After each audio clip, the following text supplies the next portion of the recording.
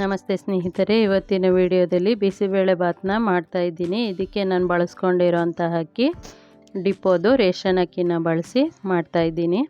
ತುಂಬಾ ರುಚಿಕರವಾಗಿರುತ್ತೆ.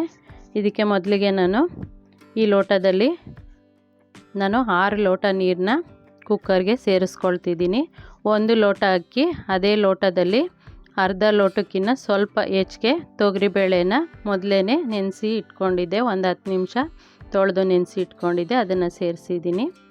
ಇವಾಗ ಹುಳ್ಳಿಕಾಯಿ 20 ಹುಳ್ಳಿಕಾಯಿ, 1 ಆಲೂಗೆಡ್ಡೆ, 1 ಬದನೆಕಾಯಿನ ಬಳಸ್ಕೊಂಡಿದ್ದೀನಿ. ನೀವು ಬೇಕಾದರೆ ಬಳಸ್ಕೊಳ್ಳಿ, ಇಲ್ಲಾಂದರೆ ಪರವಾಗಿಲ್ಲ. ಹಾಗೆಯೇ 1 ಗೆಡ್ಡೆಕೋಸು, 3 ಕ್ಯಾರೆಟ್ನ ಕಟ್ ಮಾಡಿ ಕುಕ್ಕರ್ಗೆ ಹಾಕ್ಕೊಂಡಿದ್ದೀನಿ. ಸ್ವಲ್ಪ ಅಂದರೆ 1 ಟೇಬಲ್ ಸ್ಪೂನಷ್ಟು ಅಡುಗೆ ಎಣ್ಣೆನ ಸೇರಿಸ್ಕೊಂಡಿದ್ದೀನಿ. ಹಾಗೆ ಅರಿಶಿನ ಪುಡಿನ ಹಾಕ್ಕೊಂಡು ಕುಕ್ಕರ್ ಕ್ಯಾಪ್ನ ಕ್ಲೋಸ್ ಮಾಡಿ 1 ವಿಸಿಲ್ ಮಾತ್ರ ಕೂಗಿಸ್ಕೊಳ್ತಿದ್ದೀನಿ. ನೀವು ಅಕ್ಕಿ ಬೇಳೆನೇ ಸಪ್ರೇಟಾಗಿ ಬೇಯಿಸ್ಕೊಂಡು ಕುಕ್ಕರ್ನಲ್ಲಿ ತರಕಾರಿನೂ ಬೇರೆ ಇದರಲ್ಲೇ ಪಾತ್ರೆಯಲ್ಲೇ ಬೇಯಿಸ್ಕೋಬೋದು.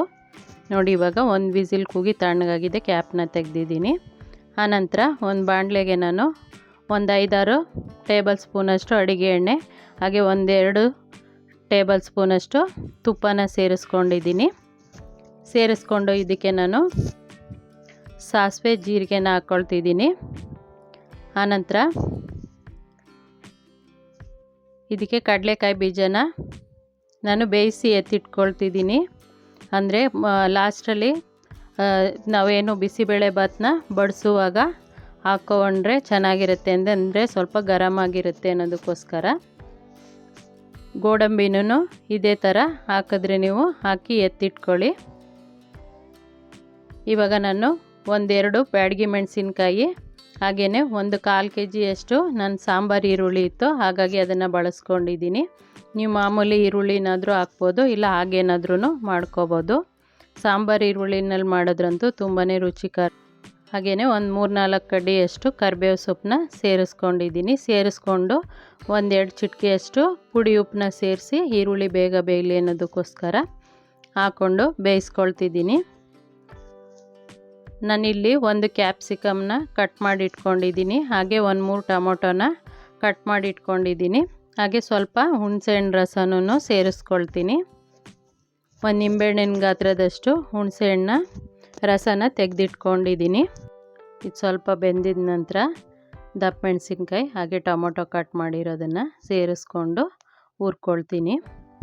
ಇದು ಸ್ವಲ್ಪ ಮೆತ್ತಗಾದ ನಂತರ, ಅಂದರೆ ಟೊಮೊಟೊ ಹಾಗೆಯೇ ದಪ್ಪ ಮೆಣಸಿನ್ಕಾಯಿ ಸ್ವಲ್ಪ ಬಾಡಿದ ನಂತರ ಇದಕ್ಕೆ 2 ಪ್ಯಾಕೆಟು MTR ಬಿಸಿಬೇಳೆ ಬಾತ್ ಪೌಡ್ರನ್ನ ಬಳಸ್ಕೊಳ್ತಿದ್ದೀನಿ.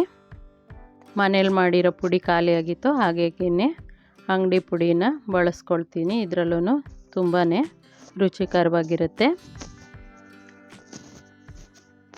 ಈ ರೀತಿ ಹುರಿದ ನಂತರ ನಾನು ಇದಕ್ಕೆ 2 ಪ್ಯಾಕೆಟು ಪೌಡ್ರನ್ನ ಸೇರಿಸ್ಕೊಳ್ತಿದ್ದೀನಿ. ನಿಮ್ಮ ಖಾರಕ್ಕೆ ಅನುಗುಣವಾಗಿ ಸೇರಿಸ್ಕೋಬೋದು.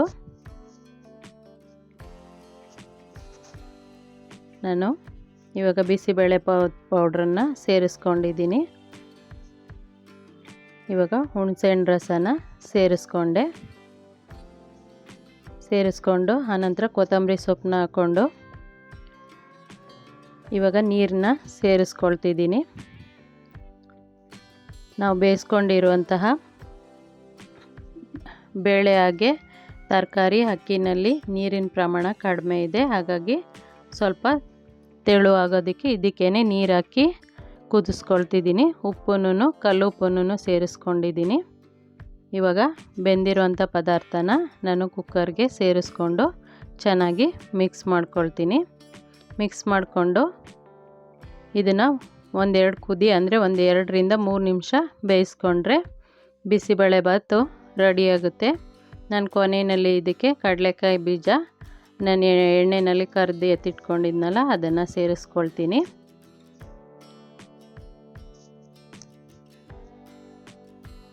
ನೋಡಿ, ಇವಾಗ ಹಾಕ್ಕೊಂಡಿದ್ದೀನಿ. ನೀವು ಬಡಿಸುವಾಗ ಬೇಕಾದ್ರೂ ಹಾಕ್ಕೋಬೋದು. ಇವಾಗ ಮೇಲಿಂದ ಒಂದು 2-3 ಸ್ಪೂನು ತುಪ್ಪ ಹಾಕ್ಕೊಳ್ಳಿ, ತುಂಬಾ ಚೆನ್ನಾಗಿರುತ್ತೆ. ಬೇಡ ಅಂದರೆ ಸ್ಕಿಪ್ ಮಾಡ್ಬೋದು. ನಾನು ಇದನ್ನು ಒಂದು 2-3 ನಿಮಿಷ ಮಧ್ಯಮ ಉರಿನಲ್ಲಿ ಬೇಯಿಸ್ಕೊಳ್ತೀನಿ. ಇಷ್ಟಾದರೆ ಬಿಸಿಬೇಳೆಬಾತು ರೆಡಿಯಾಗುತ್ತೆ. ಸ್ನೇಹಿತರೆ, ಈ ವಿಡಿಯೋ ಇಷ್ಟ ಆಗಿದರೆ ಪ್ಲೀಸ್ ಲೈಕ್ ಮಾಡಿ, ಮರಿದೇ ಕಮೆಂಟ್ ಮಾಡಿ. ಮೊದಲನೇ ಬಾರಿಗೆ ನಮ್ಮ ವಾಹಿನಿನ ನೋಡ್ತಾ ಇದ್ದರೆ ಪ್ಲೀಸ್ ಸಬ್ಸ್ಕ್ರೈಬ್ ಮಾಡಿಕೊಂಡು ನೋಡಿ. ಧನ್ಯವಾದಗಳು ಸ್ನೇಹಿತರೆ.